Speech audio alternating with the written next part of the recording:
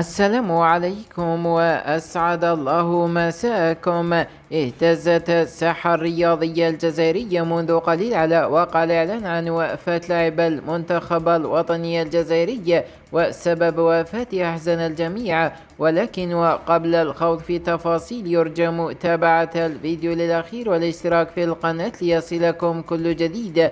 توفي اليوم بولاية وهران لاعب جزائري معروف، كان قد لعب سابقا لصالح المنتخب الوطني الجزائري، وتقمص أيضا قيد حياته ألوان مولودية وهران وغالي معسكر ورائد وهران واتحاد بالعباس وهلال سيج واتحاد وهران. ويتعلق الأمر باللاعب الدولي السابق للمنتخب الوطني وأسطورة كرة القدم الوهرانية سيد أحمد بالكادروسي رحمه الله، وألهم ذويه الصبر والسلوان.